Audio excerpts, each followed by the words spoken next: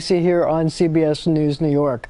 Next topic, the City Council passed the How Many Stops bill, which in its basest definition would force police officers to report every single stop and make a report of every single stop, even if somebody asks for directions.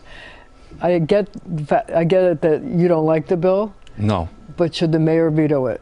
Yes, the mayor should veto it, and we've been trying to educate New Yorkers and city council members.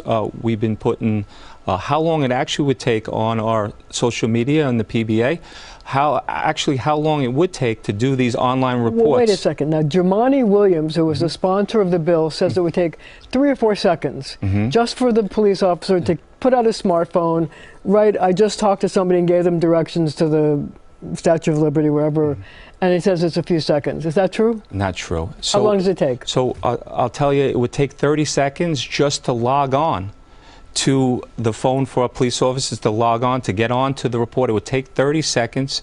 Level 1 and level 2 encounters would take at least 3 minutes if our police officers were able to do it on the scene. Now, police officers are going from job to job, so sometimes they're not able to do that report on the scene. So if they have to do it later on and they have to review their body camera, that could take up to 12 minutes. And we know every second counts on those high priority jobs where shots fired, assaults with a weapon. So we know the people in the communities want more police officers on the street. They want faster response times. They don't want police officers with their heads buried in phones doing more reports. We don't have enough police officers as it is on the street, and they're going to make it harder. They need to listen to their constituents who we know want police officers on the streets. They want faster response times. So the people who sponsored this bill say that it's an attempt to find out whether too many Black and Hispanic, other minority New Yorkers are being stopped by police, and they think it's a way to keep track of that. What's your response to that? Our police officers are doing reports every day. The information we believe is there for them to get that information. We feel that all they're doing here is trying to slow down the process of police officers doing their jobs. More paperwork doesn't necessarily mean better service. We're in a world we know how to streamline everything, not make it harder for police officers to be buried on their phones doing more online paperwork. That's not the answer. So when the mayor has been asked about this bill, he says the city is looking at what its options are. Obviously, one thing is to veto it, but if the city council has a veto, the ability to override the veto, it would still be law. Is there a way to sue to stop this bill from going into effect? We're going to look into all of our legal options. For what we understand, there would be like a revote of that vote. So would all the members still go on that veto vote? We're not sure. Because there's been new members added to the council. There's been new members added to the council and some other changes. So that is a possibility. But as far as legal options, we're looking at that. Could we also talk about the increase in assaults on police officers? I was astonished at the last ComStat meeting where they showed a huge increase in the number of cops who are being beaten up, attacked, assaulted. Some of the times it's life-threatening. What's going on? So word on the street is that if you assault a New York City police officer, nothing's going to happen to you. You're going to get arrested, and you're going to be back on the streets of the city of New York. So I met with all 5 DAs across this city, and I told them that we're going to follow these cases. We're going to be in those courtrooms, and I was in the Bronx the last couple of weeks to make sure that those who assault New York City police officers are punished to the fullest extent of the law. Attack on a police officer is attack on all New Yorkers, and it needs to be treated that way. If someone's not afraid to assault a New York City police officer, what will they do to someone if they get into a dispute with them in the subways? So we need New Yorkers to rally around our police officers right now. This is not acceptable. police officers are out there doing their jobs every day. We should be treated like professionals, and those who assault New York City police officers should be punished to the fullest extent of the law. But that hasn't been happening. I know that at the CompStat press conference, the head of the statistics, Michael LePetri, said that only 8, I think the number he said was like 8% of the cases involving assaults on a police officer result in the person getting, punished. So how is that acceptable? It's not acceptable. But is it the judge's fault? Is it the prosecutor's fault? Who do you blame? So who I blame is, I believe our criminal justice system is broken at every single step. Everybody needs to start doing their jobs. We're going to hold everyone accountable. That's why I met with the district attorneys across this city.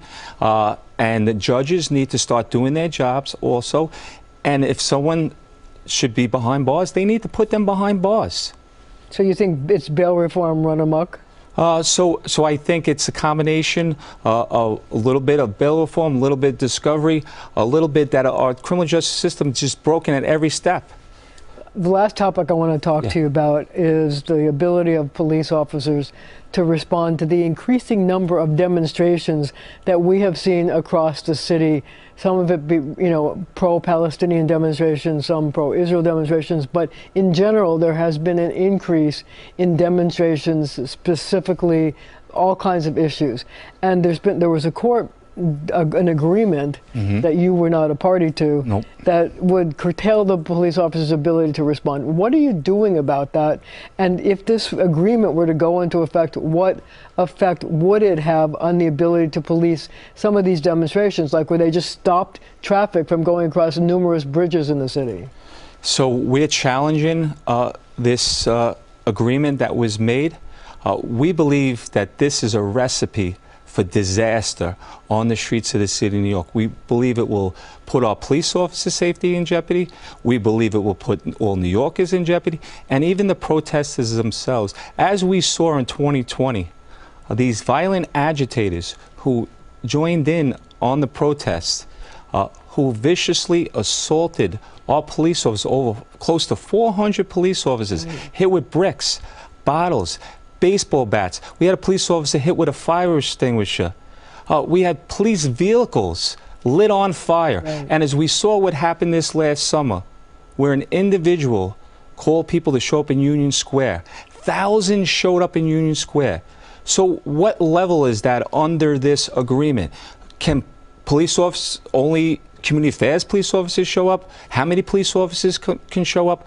This is a bad agreement. We're hoping that the judge in this case realizes that, looks at the law, and that this agreement goes away, because it is no good for the people out in the streets of the city of New York. So you see an increase in assaults on police officers if this agreement is allowed to go ahead? Right now, the protesters, they feel like they have a green light right now. Yes, I feel like it opens the door again for more assaults on police officers. So we're hoping the judge in this case applies the law, looks at common sense, and say, this is not a good agreement at all. So the last thing I want to ask you about is this. So we know the mayor is going to do a new budget on Tuesday, and you're looking for what's going to happen to the police department. What is the best case scenario? Speak directly to the mayor. Tell him what you want to see in the budget for the NYPD. Again, Mayor, we're overworked, understaffed in the police department. We need to continue on in the academy classes, going forward onto the future. And we also need to find incentives for our police officers to stay on the department. Restore the 4 police academy classes. Yes. And support pension reform. Absolutely. And give us better working conditions. 100%. Anything else you want? We want our police officers to be treated like professional police officers. We want a better quality of life for our police officers in the city of New York. Patrick Hendry, been on the job for 30 years. Thank you for joining me. Thank you so much for having me. And thank you at home for joining us as well.